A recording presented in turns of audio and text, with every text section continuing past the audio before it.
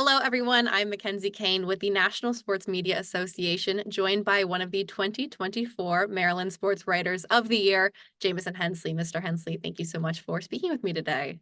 Oh, thank you for having me on. Let's maybe start off with a brief introduction. Can you share what you're currently up to in the world of sports journalism? Yeah, I cover the Baltimore Ravens football team for ESPN. I will do some other things in the Baltimore area if ESPN needs me to some Orioles. Sometimes there's been some college basketball if in the area if they need me to help out on, but it's predominantly just the Ravens football team for full year round. This will be my 24th year in covering the Ravens. Before I started at ESPN in 2011, and before that, starting in 2000, I covered the Baltimore Ravens for the Baltimore Sun newspaper. It's been pretty much a little over 2 decades in covering the Ravens. That's incredible. You mentioned it. 24 years covering. I'm sorry, 24 years covering the Ravens. About 10 years or so with ESPN. A little Yes. more than that. Well, what Yeah. would you say are some of the biggest lessons that you've learned so far in your time reporting for the Ravens? Yeah, and even with during my time with ESPN, there was a point kind of in when I started out my journalistic career, it was you were print media, and that's what you did. You just reported, you wrote. That was your job. Since coming to ESPN, I've learned that you have to do pretty much everything. I mean, you are not only writing for the digital website, you are doing videos for the digital website. You're doing stand-ups for ESPN's TV side, and you're also on ESPN radio when there's a big story happening. And a lot of times when with Lamar Jackson, there tends to be some big stories happening with the Ravens. You are writing your story. You could be on Sports Center right after that, and then you could be doing something on ESPN radio. So you're as far as all the medium, you're covering pretty much all the bases. And what's interesting with ESPN is that uh, just the whole technology and how it's evolved. When there is a breaking news story, they don't have time to bring a camera guy, sound guy, all the crew, TV crew to come there. I have the ability. I have a tripod. I have a cell phone that's dedicated for what they call the TVU app, and I can go on live TV on SportsCenter, just with looking at just myself, and you pray that there's not a lot of wind, because you don't want the tripod to kind of shake it all. But you have a microphone plugged into that cell phone, and then you have another cell phone plugged into your IFB where you can hear what they're saying, and you can be a one-man crew sometimes. So it's pretty amazing how technology has evolved to the point where you can do, as far as journalism, you're just not pigeonholed into one spot, which I would say when I started out, that's how it was. Now you have to be very versatile to basically cover a story in many different ways. Absolutely. It's amazing what these technological advancements mean for the world of sports journalism. Well, this is actually your second time receiving this award, your first being in 2018. So can you share what it means to you to be recognized again almost 6 years later? Yeah, as one person who also one of our local Maryland sports writers who I actually won it multiple times. He's like, it's always good to win it a second time. So it's just that you're not a fluke. You've gotten it another time. But it's always great to be recognized by your peers, and you always strive to do the best work, to try to tell the best stories and do it the best possible way. And when you receive these type of awards, it just kind of is affirmation that, hey, others that are in your field are recognizing your work and saying, hey, good job, well job done. So it is. It's nice where you can kind of get that kind of recognition from your peers, because there's a lot of in a lot of industries, a lot of jobs, you don't even get kind of that sort of feedback in that sort of way. So it's definitely an honor. It was one of the biggest honors I've ever received the first time I've received it, and I can say it's in an equally as big of an honor receiving it a second time. Well, being a recipient of this award, it means you must be doing something right. So how would you say your approach to writing and reporting differs from some of your counterparts? Yeah, I mean, I think what you always kind of strive to do is always try to be as accurate as possible. That's accuracy is just it's a huge part in what we do, especially with the social media aspect where things can seem like they're happening miles, a minute, and there's so much different information that's going to be out there to try to figure out what the correct one is and to make sure you're thorough in that regard. I always kind of pride myself in that. And then also, kind of when you're doing your storytelling, try to be as thorough as possible with that, where you're not only talking to the subject or the person that you're interviewing, you want to talk to the coaches, you want to talk to teammates, you want to talk to family members. You want to make sure when you're telling someone's story, you're doing it as best as possible. And that's what I've always strived to do. And I think that's kind of how I'm looked upon in that regard. But still, it's always, you're always trying to do that every single time.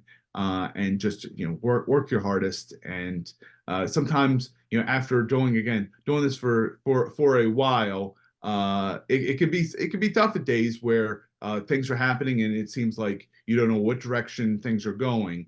But it's always great. I always said I learned early on that I love sports, but I knew I wasn't going to be able to play sports as my career. So I better figure out some way to still be connected to sports. I did find that in as far as sports writing and journalism that way. And I've loved it when I started, and I still love it every day now. Well, as someone who's been in this world for nearly a quarter century, can you walk me through how your career has progressed and your skill set has grown since that first day when you knew you wanted to pursue the sports reporting world?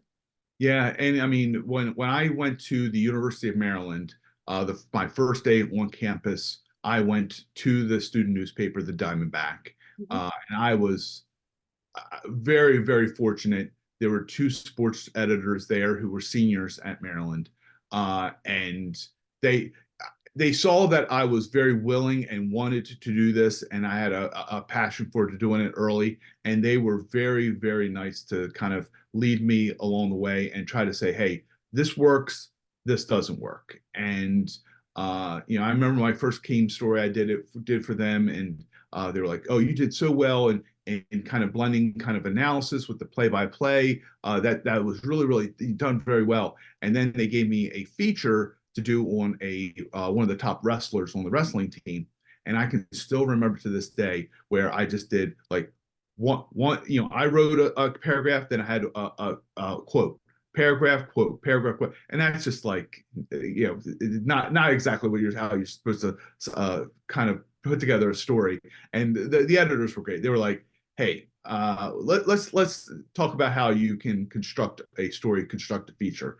And I've been where I am today hasn't I would not be where I am today if not for the editors who helped me along the way and told me the right way to do things. And I have said many, many times the only way you can learn in this business is by actually going out there, doing the interviews, and then trying to do either a story or an essay for ESPN's Sports Center, things like that. The feedback that you get, that's where you learn from. And I think that's kind of where I've kind of progressed throughout my career and how I've gotten better is that the different editors have seen different ways of doing things and doing it better. And I've really taken that to heart. And I just think my writing has improved. Kind of how I do well on air, that has improved. And it's basically just trying to take that feedback. And sometimes it's hard to take feedback. It's hard to hear, "Hey, you're not doing this the right way, but maybe it can help you if you do it this way."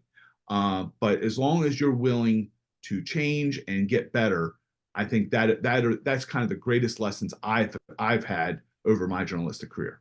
Well, in terms of that feedback, what would you say is the most invaluable piece of information you were told at whatever stage in your career that you think was truly that tipping point to get you where you are now?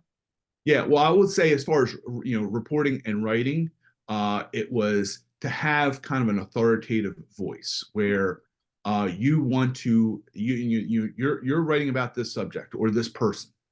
You better write in a way that you are coming from a point of, yes, I know what I'm writing about, and this is kind of how this went. And again, just to have, yeah, I still remember one of the editors, again, now this is before even computer, like we were doing editing on computer, but I remember somebody writing saying, use an authoritative voice. I remember even seeing it written down on a piece of paper.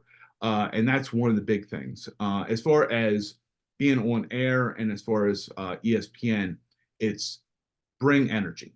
And there are several times when on air, you're so focused on the information you're trying to give, and be very accurate and try to be smooth in your delivery, but nothing makes up for having energy. And because if you're excited about what you're reporting, then people are going to be like, oh, well, what is he talking about? You're going to be able to draw the viewer just by being a little bit more of just projecting and trying to say, hey, this is what you need to know about. Like, this is what I know, and I'm going to tell you exactly what you need to know, and do it in that kind of a voice like that.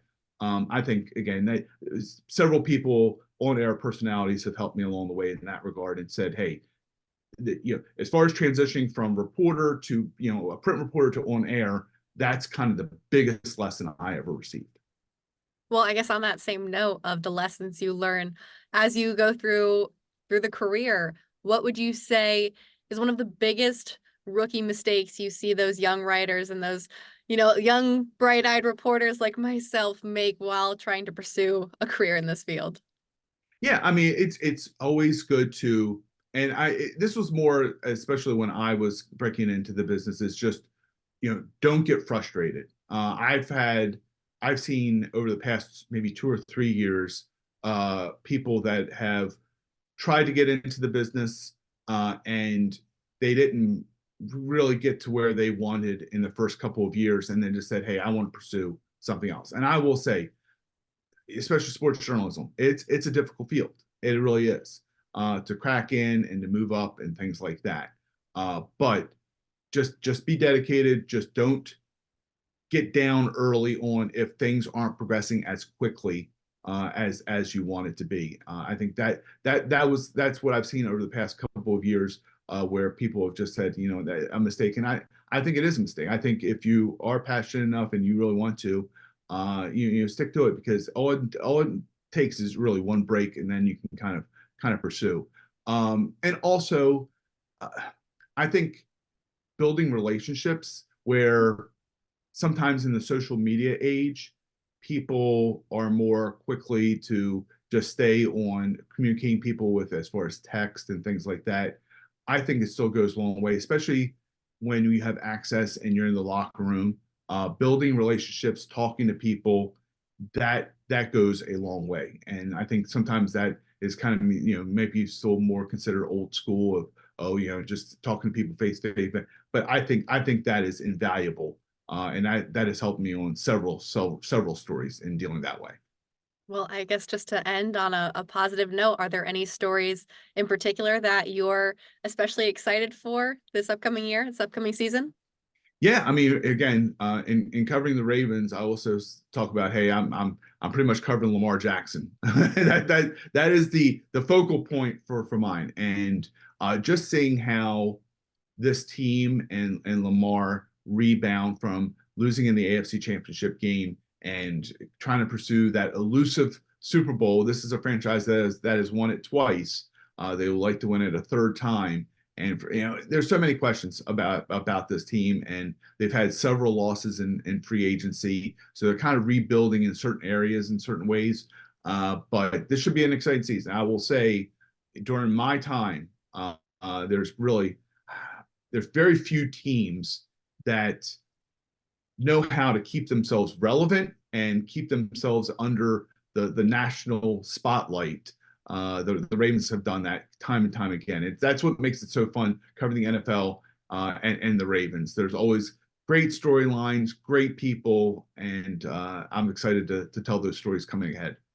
Well, thank you so much. I appreciate you taking the time to sit down with me, and congratulations again on the accomplishment yet again. Oh, thank you so much. Again, such a great honor, and I'm so happy to get to talk to you a little bit about it.